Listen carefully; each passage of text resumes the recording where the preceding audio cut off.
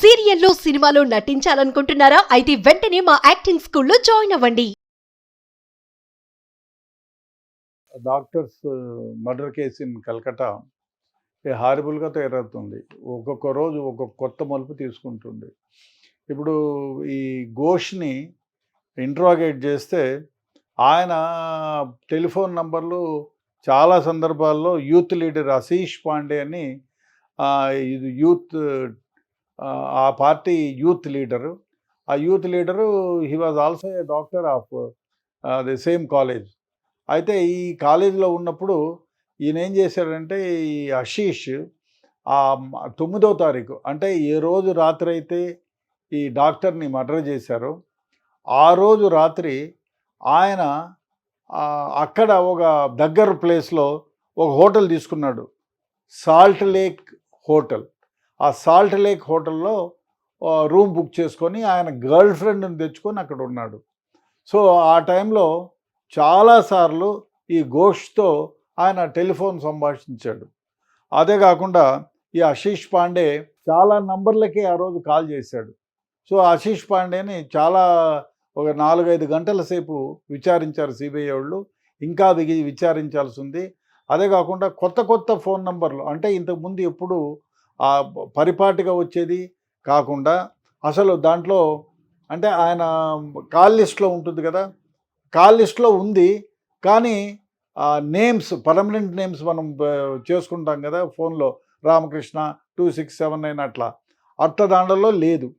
అంటే పాపులర్గా it was not in the contact list of either Ghosh or this man, so Ashish.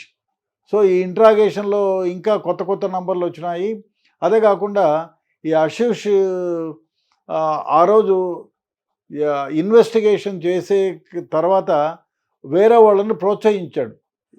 మీరు ఈ dead బాడీని తీసుకొని తొందరగా వెళ్ళిపోయి క్రిమేట్ చేయండి అని చెప్పి.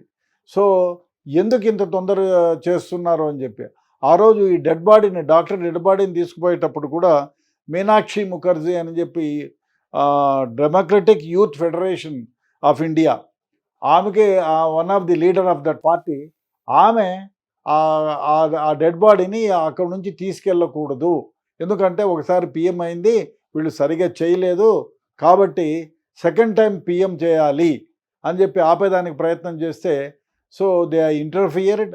ఆమె దగ్గర నుంచి ఇంటర్ఫియర్ చేసేసి డెడ్ బాడీని పంపించినాడు. సెకండ్ టైం పోస్ట్ మార్టం చేయకుండా భారీగా ప్రెషర్ తెచ్చి తల్లిదండ్రుల పైన అది క్రిమేట్ చేయించినారు, అదే బర్నింగ్ చేయించినారు డెడ్ బాడీని.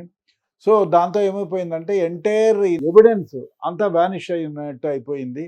అదే కాకుండా ఇన్వెస్టిగేషన్లో సిబిఐ ఈజ్ ఇన్వెస్టిగేటింగ్ ప్రాపర్లీ, కాకపోతే ఎక్కడికక్కడ ఎవరైతే మీడియేటర్గా ఉండి అక్కడ డిస్ట్రాయ్ చేసినారో వాళ్ళన్నీ కొత్త నంబర్లు, ఫోన్లన్నీ స్విచ్ ఆఫ్ చేసుకున్నారు.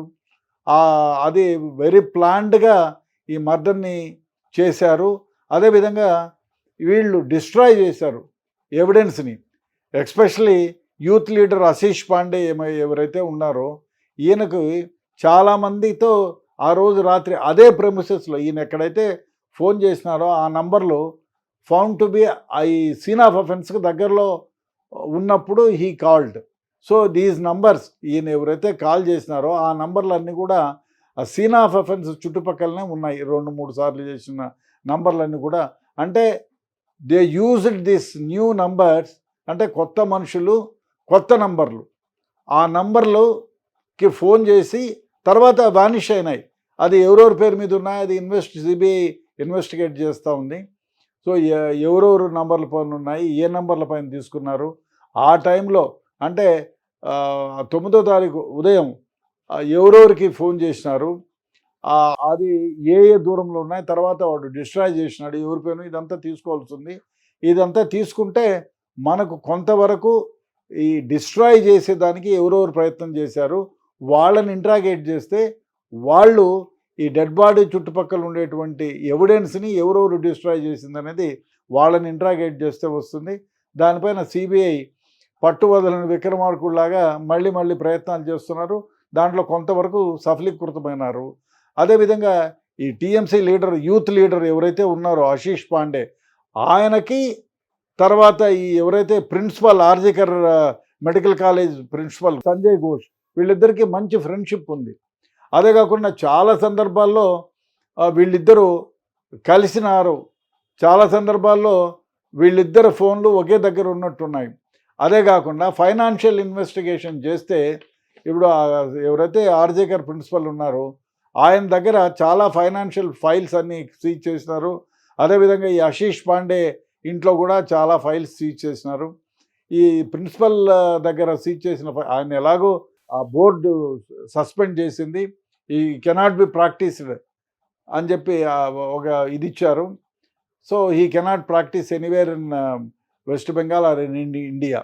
అయితే ఇప్పుడు ఇక్కడ మెయిన్గా ఏమిటంటే ఫైనాన్షియల్ ఇన్వెస్టిగేషన్ చేస్తే డెఫినెట్గా వీళ్ళ దగ్గర 100 కోట్ల డబ్బులు వెళ్ళొచ్చు. అదేవిధంగా వీళ్ళు హాస్పిటల్లో చేస్తున్న ఇర్రెగ్యులారిటీసు అన్నీ బయటకు వస్తాయి. అదేవిధంగా వీళ్ళు కిడ్నీలు ఏమైనా చేసి అమ్ముకున్నారా, లేకపోతే పార్ట్ని అమ్ముకున్నారా, లేకపోతే మెడికల్స్ దందా చేశారా, లేకపోతే నార్కోటిక్ దందా చేశారా, లేకపోతే అమ్మాయిలను ఏమైనా అక్కడ నుంచి వేరే దానికి ఒప్పించి ఏదైనా వేరే విధంగా వాడారా అనేది అన్నీ బయటకు వస్తుంది. సో ఇప్పుడు అదే విషయంలో సుప్రీంకోర్టులో ఎవరైతే అడ్వకేట్ ఉన్నారో ఆయన అదర్ పార్టీ అడ్వకేట్ ఆయన Kapil Sibal he tried to gain over that. అదేం లేదండి, ఇన్వెస్టిగేషన్ ప్రాపర్గానే జరగటం లేదు, అందరినీ మా వాళ్ళని తెస్తున్నారు అది అంటే investigation is going proper lines. అదేవిధంగా ఆయన కపిల్ సిబాల్ ఏమన్నా అంటే ఇన్వెస్టిగేషన్ అది కాదు, ఆర్గ్యుమెంట్స్ సుప్రీంకోర్టులో జరిగే ఆర్గ్యుమెంట్స్ అన్నీ కూడా వాళ్ళు బయటకు బహిర్గతం చేయకూడదు అని చెప్పి ఆయన చెప్తే దానికి సుప్రీంకోర్టు నో ఏదైతే బయటికి వెలపరచకూడదో బయటికి తెలియపరచకూడదో దాన్ని మేము చెప్పటం లేదు, సీక్రెట్గానే ఉంచుతున్నాము. కాబట్టి మేము ఏదైతే ఎక్స్ప్రెస్ చేయాలనో ఏదైతే బయట ప్రజలు చూడాలనుకుంటున్నారో తెలుసుకోవాలనుకుంటున్నారో దాన్ని మాత్రం మేము చేస్తున్నాము. కాబట్టి దీంట్లో no objection, we'll telecast is మేము యాజ్ ఇట్ ఈస్గా లైవ్ టెలికాస్ట్ చేస్తాము, you should not object for it అన్నారు. అదేవిధంగా ఇంకో మాట అన్నాడు ఆయన, మేము ఈ విధంగా బహిర్గతం చేస్తే మేము కొట్లాడినంతా మా లేడీ అడ్వకేట్స్ ఎవరైనా ఉన్నారో వాళ్లకు ప్రాణహాని కలుగుతుంది, కాబట్టి అందుకోసమైనా మీరు ఆపేయాలంటే కావాలంటే మేము స్పెషల్ ప్రొటెక్షన్ ఇస్తాం వాళ్ళకి, government will give you special protection, అంతేగాని మీరు వాళ్ళ కోసం పేరు పెట్టి దీన్ని లైవ్ టెలికాస్ట్ చేయొద్దు అని చెప్పి చెప్పొద్దు అని చెప్పి సుప్రీంకోర్టు ఘనంగానే ఆయనకి చెప్పారు. దానివల్ల every moment is being telecast జరుగుతూ ఉంది. అదేవిధంగా ఇప్పుడు ఈయన్ని అరెస్ట్ చేస్తారో అనేటువంటిది ఎవరైతే ఘోష్ ఫ్రెండ్ ఆశీష్ పాండే ఉన్నారో ఈ ఆశీష్ పాండే దగ్గర ఇల్లీగల్ ట్రాన్సాక్షన్స్, ఇల్లీగల్ మనీ, తర్వాత ఇల్లీగల్గా ఏమేమి చేశాడనేది ఇప్పుడు ఆయన ఫ్రెండ్ లిస్ట్లో ఉండే వాళ్ళని ఒక్కొక్కళ్ళని సిబిఐ ఇంట్రాగేట్ చేస్తూ ఉంది. ఈ ఇంట్రాగేషన్ చేస్తే తర్వాత మనకి అసలు ముద్దాయిలు ఎవరు, ఎంతమంది పార్టిసిపేట్ చేశారు, దీనికి కారణాలు ఏమిటి అనేది ఒక్కొక్కటిగా బయటకు వస్తాయి.